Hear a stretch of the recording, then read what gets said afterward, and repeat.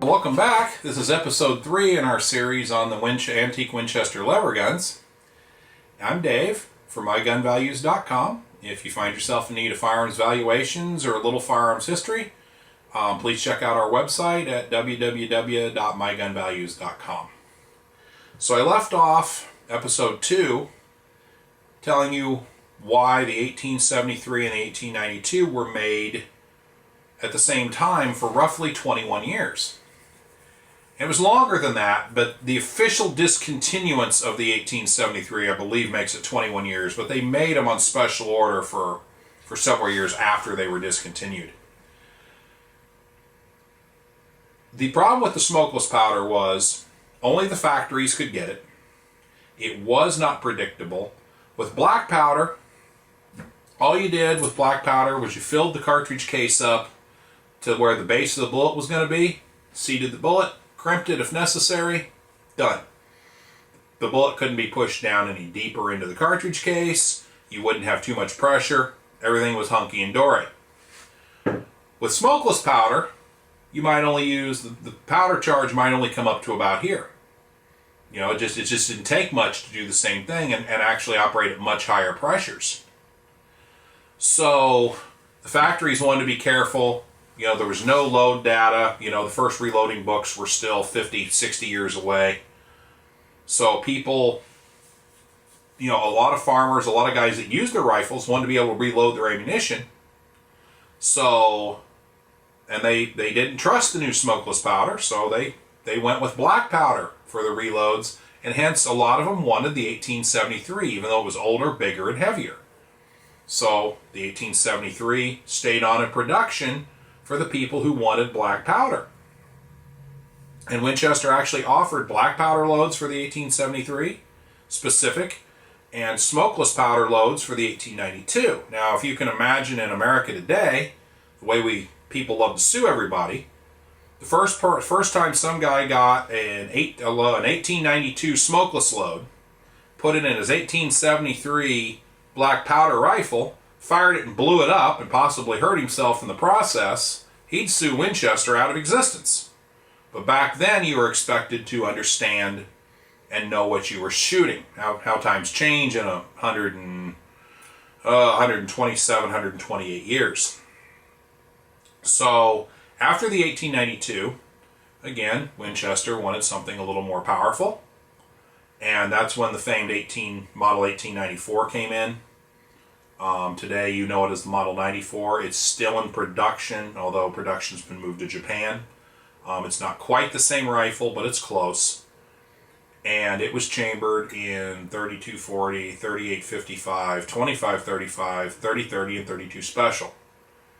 There's a whole story that goes with the 1894 I won't get into now. One day we'll do a special series, especially on the date of introduction of the 32 Special, which has been a real argument enticer over the years, or instigator over the years.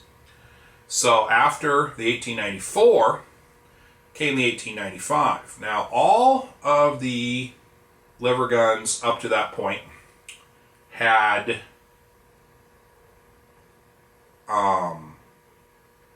shared one characteristic. That was this tube feed magazine right here.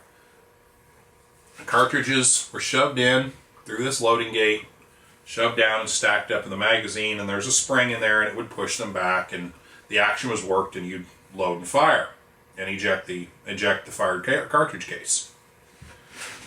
Problem with tube feeds, if you use a pointed bullet, the pointed bullet of the one behind it sits up against the primer, and it's not a safe situation. The pointed bullet can actually set the primer off, and boom, boom, boom, boom, these cartridges can blow up. Now, when they're not housed, they don't build the same amount of pressure, but they can still damage the gun, still damage the shooter. So the 1895 had a magazine that stuck down here below the gun, 5-shot capacity, and it could take pointed or Spitzer shaped bullets. And it was, I believe, eventually ended up being chambered in something like 10 cartridges, 303 British. The most common chambering of all things was the Russian 7.62 by 54R.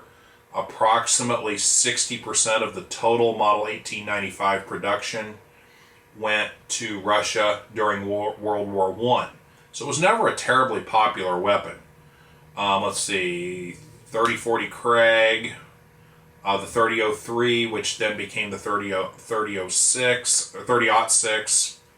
There was a 3872, a 4072. There were several black powder cartridges that were still managed to be chambered in the Model 1895. So I believe the total was 10. But, you know, those are on past our subject for today.